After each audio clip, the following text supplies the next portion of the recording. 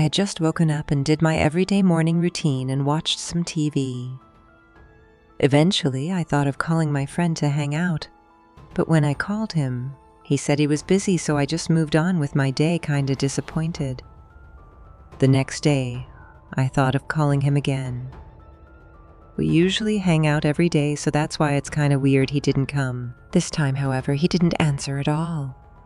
Later that same day, I got some voice messages from him, and they were all saying that he got kidnapped. I was super worried and literally didn't know what to do, so I did what any other person would, and that is call the cops. The cops started investigating, and they went over to his house, but they found nothing. Eventually, after some time, I got a call from him, so I answered. It was someone else on the phone, though. I talked to the person, and they said that they have my friend and that they want money in exchange for him. Basically any kidnapping cliché. Of course, I believed him and went over to the police to see if they can help me. In the call, this guy told me that I needed $5,000 and that I needed to show up in a specific location. I told the police the location and the demands, and turns out the location was some house. The police went in to find out that my friend and his brother were doing this all along. They got a $4,000 fine for this, but they were pretty lucky they didn't get jail time or even higher fine.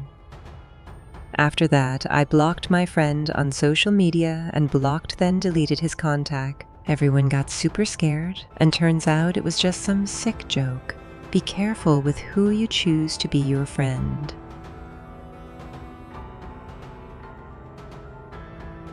So this happened a couple days ago. I live in the suburbs of Northern California with my parents in an upper-middle-class neighborhood. My parents are away for their anniversary, so I've had the place to myself for the week. So I got home from a late shift at work around 1 a.m. I go inside, shower, then I head to the kitchen to make some buffalo wings for dinner. I crack open a beer and sit in front of the TV. I was sifting through movies to watch on HO when all of a sudden the doorbell rings. It actually startled me to the point that I actually jumped off the couch, knocking my beer over in the process.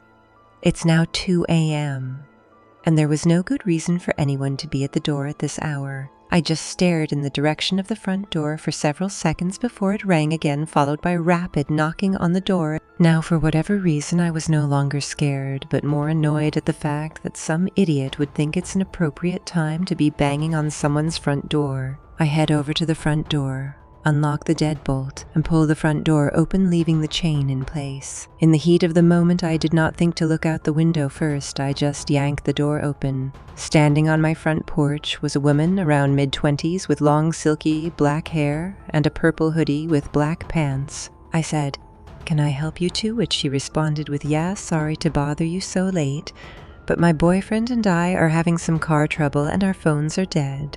We were wondering if you could possibly let us use yours." She pointed up the street to a dark-colored sedan parked underneath the street lamp and said, "See, that's us right there." Now, had this been any other person, and I'd have said no, but she looked innocent, like she was a college student. I live in a college town, and it wasn't uncommon for college kids to be out late on a Friday night. I asked her where her boyfriend was, and she said he walked to the gas station to see if anyone had a phone there. I pulled my iPhone out and told her to make it quick as I was about to go to bed.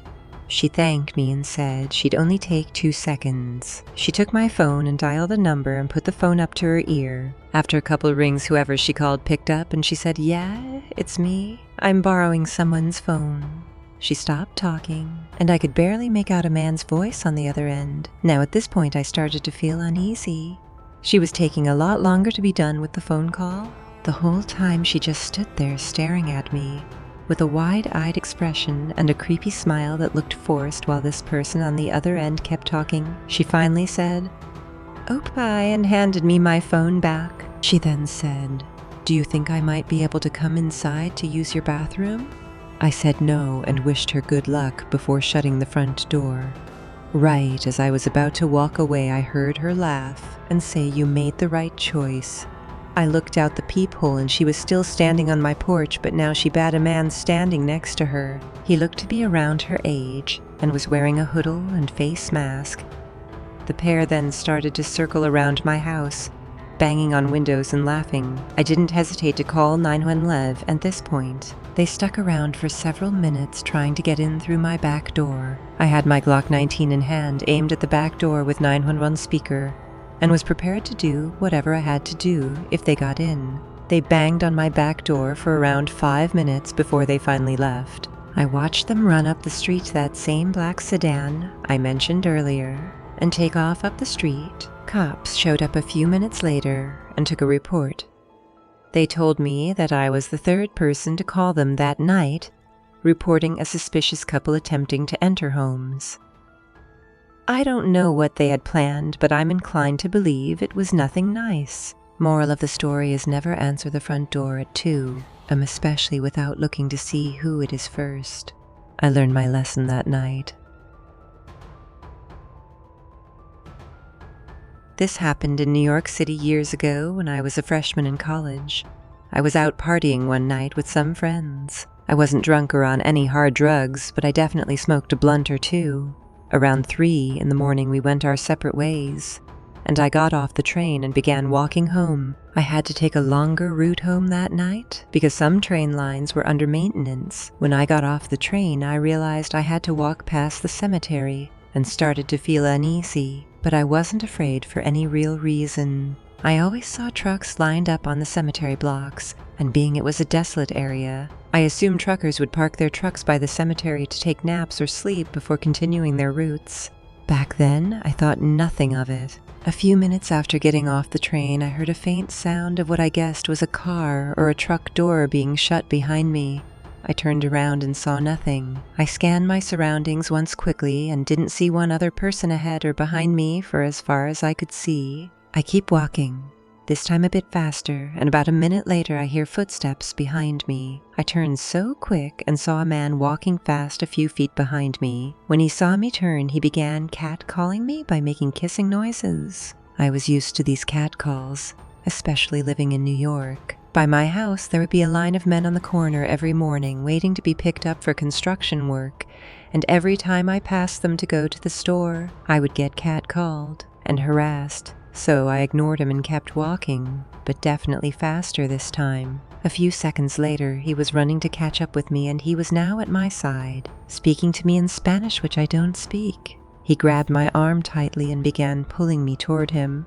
When I started screaming and fighting him off, he pushed me up against the cemetery fence, and in the midst of this, my heart sunk to the floor as I thought I'm about to get raped, or worse. Seconds later, he had me off my feet by both arms, and his face turned white in the moonlight, a face of pure horror as he looked past me into the cemetery. Fixated on something, he let out a blood-curdling scream and let me go. As I dropped to the floor, he was already across the street, choking on tears, shaking beside myself. I picked myself up and ran so fast the last few blocks to my house. I did not turn to look inside that cemetery once. I did not turn around at all. I did not stop until I was home. I never took that train, and to be honest, I never told my parents, and only told a handful of friends over the years, because till this day I still don't understand what happened, but something probably saved my life.